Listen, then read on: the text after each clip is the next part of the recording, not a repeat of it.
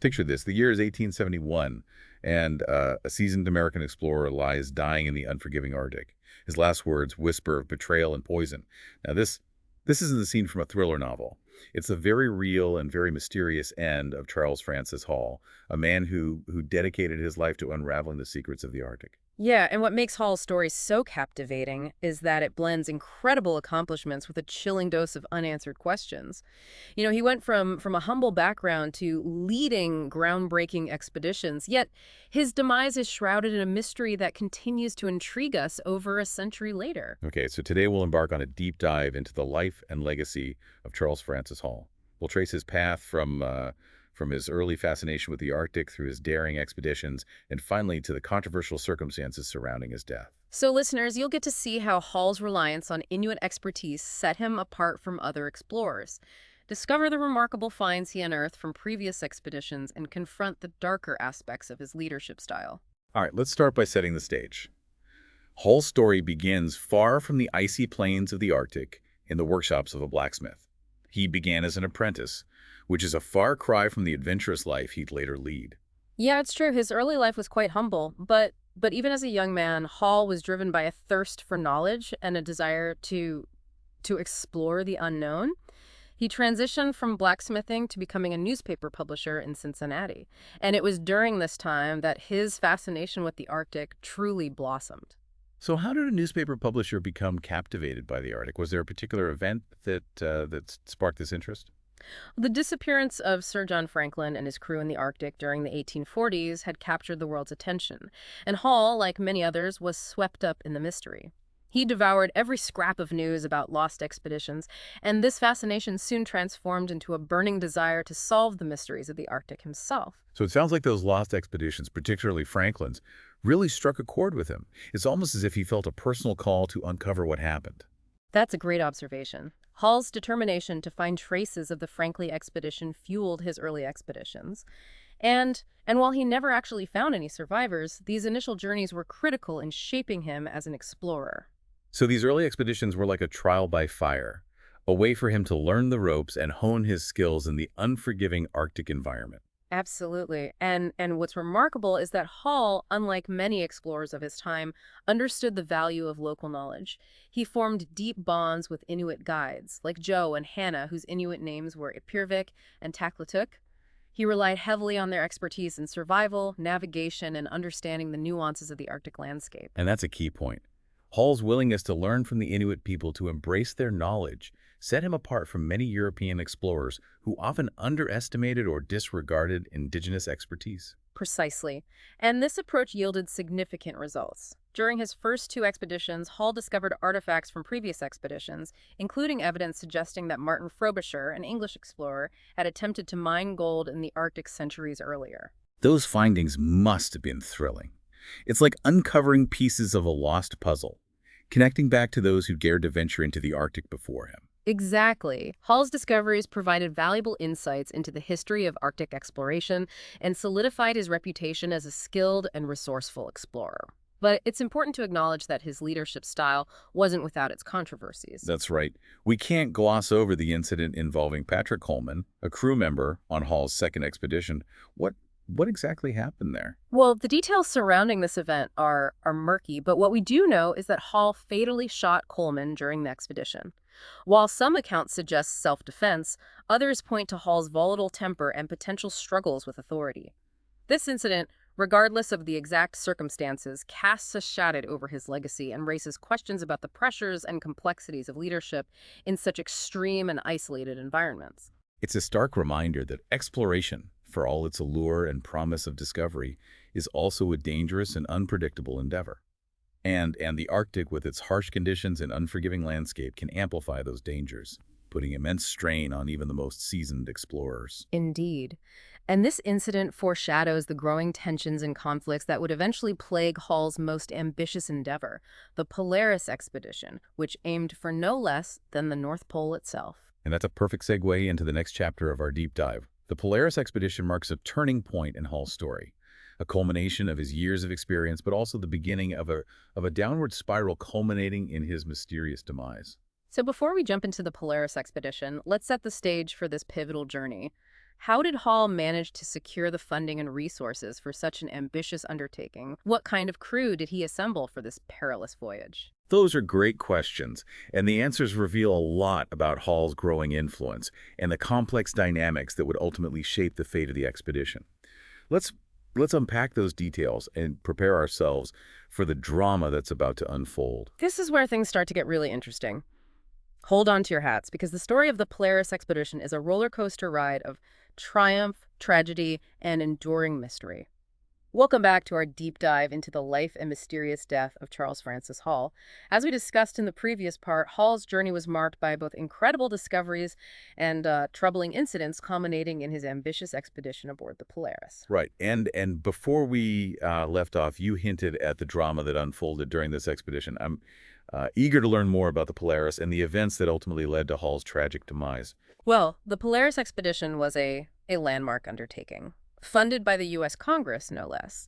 Hall had managed to secure a significant sum, which speaks volumes about his reputation at the time. He assembled a diverse crew, including Captain Sidney Buddington, a seasoned whaling captain, and Dr. Emil Bessels, a young, ambitious physician and scientist. That's quite a mix of personalities. Yeah. Having a whaling captain on board makes sense given the challenges of navigating Arctic waters. What was the role of a scientist like Bessels on this expedition? Well, Bessels was there to conduct scientific observations and collect data. Remember, this was a time of great scientific curiosity about the Arctic. People wanted to understand its geography, climate, and wildlife. Bessels was tasked with expanding that knowledge. So it wasn't just about reaching the North Pole. It was also about advancing scientific understanding of the Arctic. That adds another layer of complexity to the mission. Absolutely. And to add to the already complex dynamics, Hall also decided to bring families on board, including children. Families on a dangerous Arctic expedition. That seems like an unusual choice. It certainly was unconventional. Hall believed that having families on board would boost morale and create a sense of community during the long and arduous journey. He envisioned a microcosm of civilization amidst the vastness of the Arctic. It's an intriguing idea, but I can't help but wonder if it added more challenges than benefits, especially given the harsh conditions and the potential for conflict. You're right to question that decision.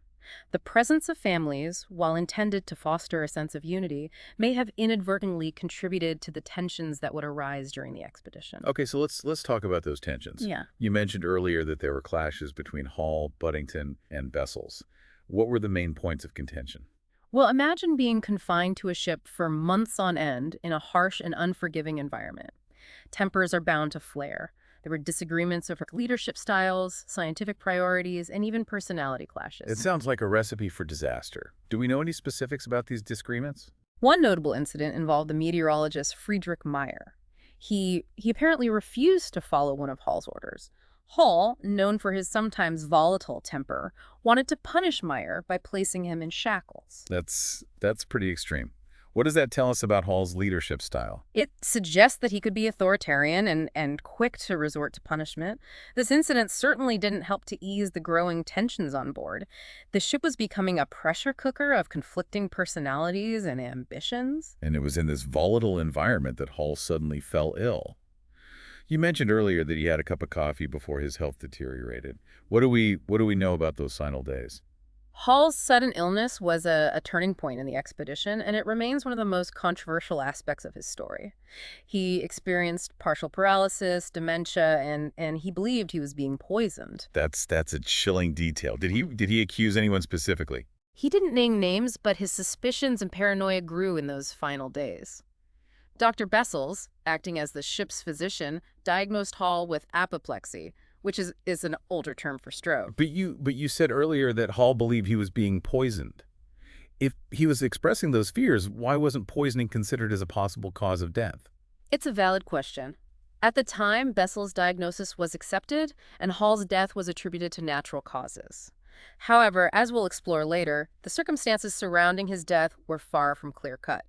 There were whispers of foul play from the beginning, and those whispers would eventually lead to a shocking discovery decades later. Okay, so we have Hall's sudden illness, his conviction that he was being poisoned, and a diagnosis of stroke that would later be called into question. And all of this is happening against a backdrop of simmering tensions and power struggles on board the Polaris. Exactly. The scene is set for a mystery that would span over a century.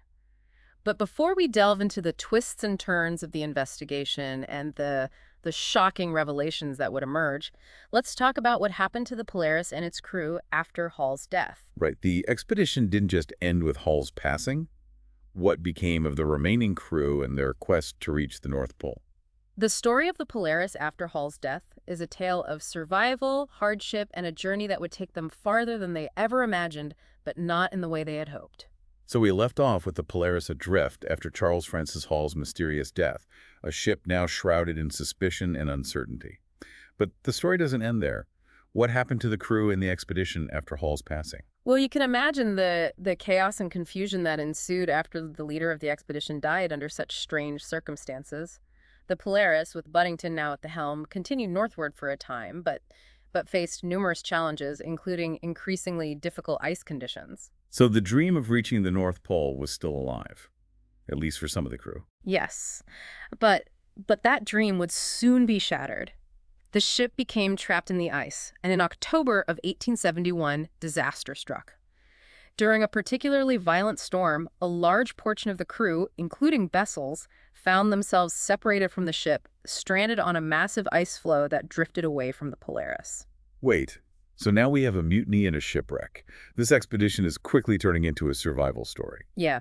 It's a testament to human resilience and the sheer will to live. The group on the ice floe endured unimaginable hardships for 6 months, drifting southward for thousands of miles before being rescued off the coast of Newfoundland. That's an incredible story of survival. But what about the rest of the crew? What happened to the Polaris? Well, the Polaris, badly damaged and without its captain, eventually ran aground off the coast of Greenland. The remaining crew managed to survive the winter on land and were rescued the following spring by a whaling ship. So both groups survived against incredible odds. It's amazing to think of the resilience and the resourcefulness they must have shown to endure those conditions. It's a testament to the human spirit for sure. But their return brought the mystery of Hall's death back into the spotlight. A naval inquiry was conducted, and despite the testimony of some crew members suggesting Hall's belief he was being poisoned, the official ruling was death by natural causes, specifically apoplexy. But you said earlier that apoplexy is an older term for a stroke. Why was there still so much suspicion surrounding Hall's death even after the inquiry? Because there were many inconsistencies in the accounts of what happened, and some crew members openly questioned Bessel's role in Hall's treatment. Remember Inspector Harriet Smith? He had voiced his concerns about Bessels to a reporter even before the Polaris departed. He believed Bessels to be a dangerous element capable of undermining Hall. So right from the start, there were doubts about Bessel's character and his potential role in Hall's demise. But without any concrete evidence of foul play, the official ruling of natural causes stood for decades. Exactly, and it might have remained that way if not for the efforts of a determined historian named Chauncey C. Loomis, who, in the 1960s, reopened the investigation into Hall's death. This is where we get to the exhumation and the arsenic findings, right? Precisely. Loomis, convinced that there was more to Hall's death than met the eye, secured permission to exhume Hall's body in 1968. His remains, remarkably well preserved by the Arctic permafrost, were subjected to modern forensic testing. And those tests revealed. The tests showed high levels of arsenic in Hall's hair and fingernails, indicating he had been poisoned in the weeks leading up to his death.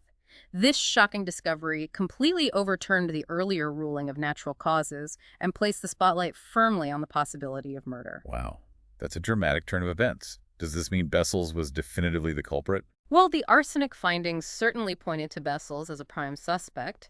As the ship's doctor, he would have had access to arsenic. However, it's important to remember that arsenic was also a common ingredient in medicines back then. Oh. It's possible Hall could have accidentally ingested arsenic or even been self-medicating. So, while the arsenic is a smoking gun, it doesn't necessarily lead us straight to the killer. We still need to consider other possibilities like accidental poisoning or even self-medication. Exactly. And to complicate matters further, a few years later, another piece of the puzzle emerged: a letter from Hall to the sculptor Vinnie Ream suggesting a romantic connection between them. And guess who else was romantically involved with Ream? You're not suggesting a love triangle, are you? Well, the evidence points in that direction. Bessels and Ream had a relationship, and it's plausible that he harbored jealousy towards Hall, especially if he discovered Hall's feelings for Ream. Jealousy, as history has shown us time and time again, can be a powerful motive for even the most unthinkable acts. This takes the mystery to a whole new level. So we have arsenic poisoning, a potentially jealous rival, and a remote Arctic setting ripe for secrets and hidden motives. It's like something straight out of a murder mystery novel. It truly is. And while we may never definitively solve the puzzle of Charles Francis Hall's death, piecing together the fragments of evidence and exploring the various theories allows us to engage with history in a dynamic and thought-provoking way. Yeah. It's a reminder that history isn't just a collection of dates and facts. It's about real people with complex motivations and relationships making choices that ripple through time. Exactly. The story of Charles Francis Hall is a testament to human ambition, resilience, and the enduring allure of the unknown. It's a story that compels us to question, to investigate, and to acknowledge that some mysteries may forever remain unsolved. And on that note, we conclude our deep dive into the mysterious life and death of Charles Francis Hall. We encourage you, our listeners, to delve deeper into this captivating story, to examine the evidence, and to draw your own conclusions. History is an ongoing conversation, and the mystery of Charles Francis Hall is one that continues to intrigue and fascinate.